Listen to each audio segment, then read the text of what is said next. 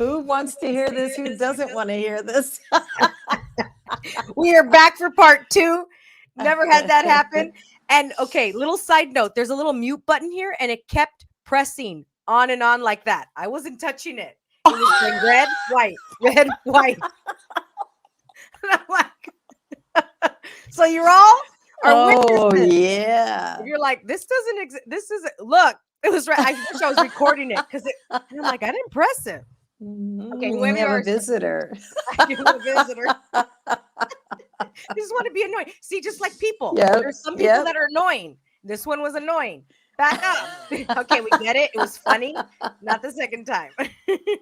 I know, right? Okay. Oh, that's awesome. I do want to talk about the body, how we're an antenna and how we're picking up things all the time. And I was saying earlier about how I was sick all the time, Connie. And until, because I believed and I bought that it was mine. So then now I'm like, now I'm sick. I need NyQuil. I need antibiotics. I need XYZ. I need to go to the doctor. And now, Connie, boom, I can go, okay, what is this? Now, it's also knowing my body will tell me, for like today was like, okay, take it easy. You need to stop. There's a difference between slow down and there's a difference between this is not mine. Stop it, get out. And then it could leave literally. I can have a headache. You know what I get a lot are sore throats, Connie, a lot of sore throats. And I can have them for 5 seconds or I can have them for really quick. Not like before when I was a kid, had them for days, like really, really bad. And like you said, everybody has different things. Maybe that you're like, check in with your body. Mine is a sore throat. Some people are headaches. Some people are, other things of that nature. And animals are so highly aware. And I've said this so many times, the tsunami that was in Thailand and all the animals left days before the tsunami because they knew, just like how you were awakened, in the morning, your mom's friend passed. Like you just knew. The animals knew. And so same thing with my stomach or my throat, you just know stuff. So if you have a friend, yourself, your child that is experiencing with the body, you mentioned those questions, but what else can they do? Anything else? Like what's the next thing once they're aware, Connie? Oh, that's actually a really good question. I think that it's a customized experience beyond our bodies and beyond what's happening in our environment. And it really has to do with the willingness to be aware of all of the information. So as I noticed and I'm not sure if this is completely answering the question, but it's what is showing up for me right now, is that in the past, I was only willing to be aware of positive things. Ooh. Okay. Yes, almost to a toxic level. We'll go into that some other time, but I was only willing to see the positive, and now I'm willing to be aware of it all. And even though that is an interesting sort of a place to be in, the fact that I was able to communicate with Jen about her mom being murdered was huge. In the past, that would never have gone well with me. And so she would come to me to process her grief and talk about, how she wasn't feeling all of the emotions that she needed to have. And I said, well, you're probably channeling other people's need for someone to hold it together while this whole thing passes over. And I'm going to be there for you and support you through all of that. So, the energetics of what shows up when the awareness shows up, with you, I think is really important. Whether you can receive all of the messages or just a portion of them. Wow. That's good, because if we think about receiving the messages, receiving anything in life, we think that we just want to receive the good. That's like surprises. People go, I love surprises. Well, no, you just like the surprises that you like a surprise birthday party or a surprise gift, but you don't like surprises as in bad news. So surprises are surprises.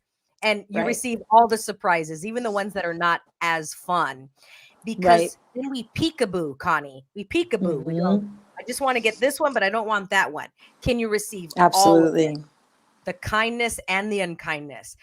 And that doesn't mean you're a pushover. That doesn't mean you're a doormat. Because I think a lot of people think that grace and having allowance for things means that you're a doormat. No Right. way. No. Because if you have a wall up to the things that you don't want, you have a wall up, period. Yes. Period. Exactly. You don't just have it for certain things, because then that's whack-a-mole. And then and I lived like that for so long. I lived a whack-a-mole life, up and down, up and down. It's exhausting. Finally, I just put all the walls down. I'm like, okay, I'm going to receive all of it, even the stuff that isn't kind and doesn't feel good. But then when I don't resist, Connie, it moves through faster. So the sore throat, when I would resist the sore throat, it was there for days. Now that the wall is down and I'm like, here's the sore throat. What is this body? Whose is this?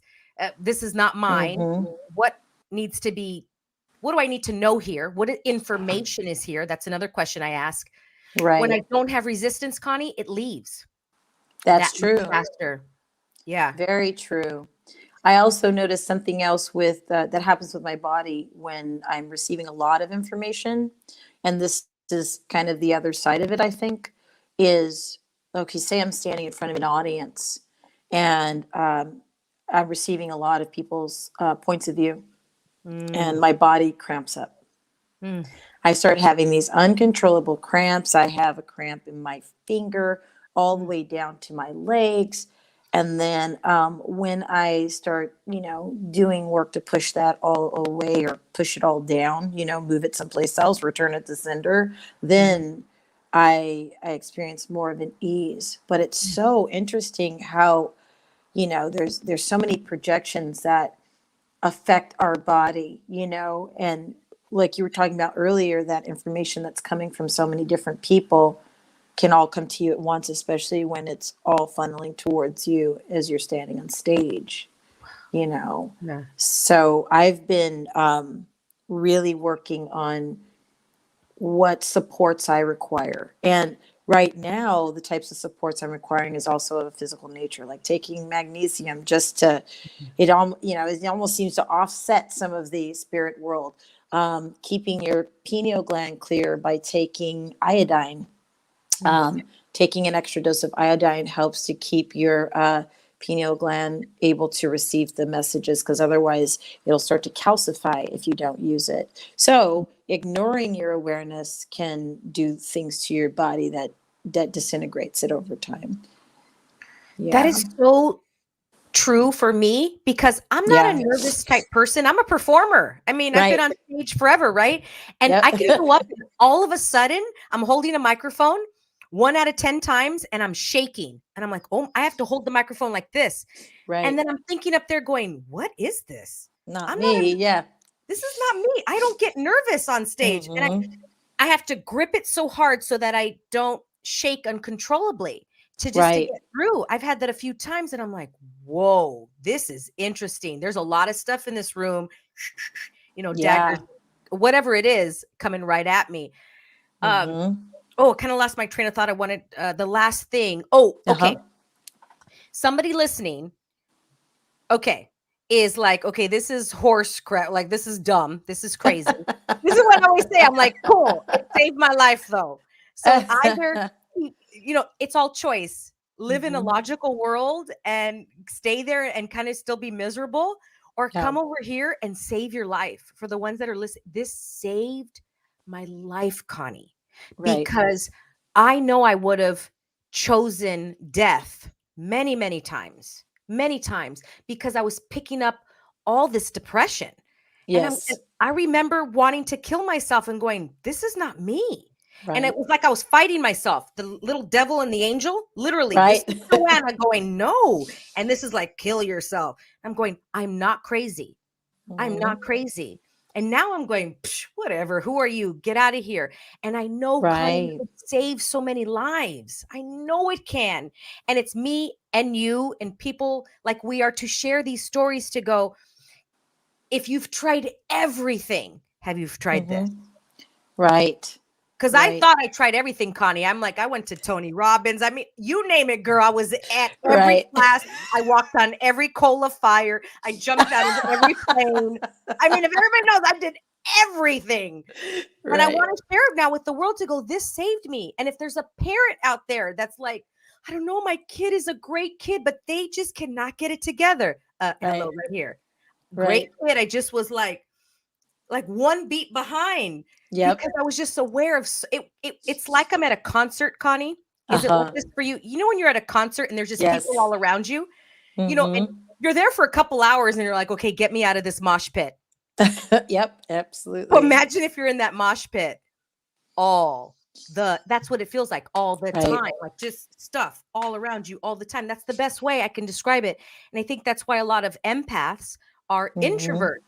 They want to be alone. They're like, I can't be alone enough because I'm in a concert all the time. Right. Do you have any recommendations of a book or anything for somebody listening going, dude, I'm ready for that next step? Interesting. You know, I'm not completely sure what book would actually concisely bring forth what we're referencing, except for maybe Talk to the Entities. Yeah, that book Yeah. to find somebody that was telling my story. Right. Yeah, Talk to the Entities and then Beings of Light, both of those books. Beings of Light, everyone. That's a good one. Yeah, that's a little lighter, I think, to go, oh, it's not so scary. Yeah. It's not so scary. Exactly. Growing up, though, I did look at everything I could get my hands on, though, from stories of the paranormal, from Hollywood, you know, and books that they traverse the conversation, but they don't really, I think, go into the level of awareness that you and I have personally experienced. And for that matter, I think it's a little bit difficult to actually put into a book format. But I also have looked at writings from Doreen Virtue as well. She has some, for me, I thought she was kind of an introduction to the spirit world. Oh, I totally know who you're talking about. Okay. Yeah. Okay. Another great book, everybody. And I even gave it to my dad to read after so he could kind of understand me a little bit better. Right. The Empath's Survival Guide. Oh, Okay, so everybody listen. The Empath Survival Guide. If you have a kid that has this, or you just, oh my gosh, I think it's like steps. It's like step 1, do this, step 2, step 3. You're like, oh my gosh, you're not crazy. In that book, she says 20% of us are able to have the conversation that you and I are having now. Unless if they've turned it off, that's a different story. But 20%. Right. And how many of us are suffering from mental health? Around that percent. Connie, what were you going to say? I'm sorry. There's also some books on, if you look at books about the indigo child or books on rainbow children and things along those lines, I think they start to, I don't have any particular authors right at the moment, but they have information on that special child, you know, and can give insight on what that child might be experiencing.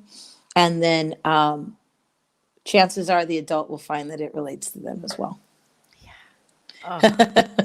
If one person out there like just kind of lightens up from this, then we did it. We did it. Such a contribution. Connie, I love you. I love you. You're my other unicorn weird friend.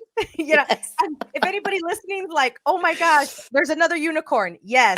DM us on Instagram. And we'll have Connie's Instagram up there too. Yeah, like another unicorn. We exist. We do. And we're starting to come out of the closet and we'll start talking more. And you're not crazy. We're not crazy. There's nothing wrong with you. And it's all good. And there is light at the end of the tunnel. Love you all. Thank you, Connie, so much. Thank you for inviting me. Happy Halloween. You too. And we'll see everybody next time.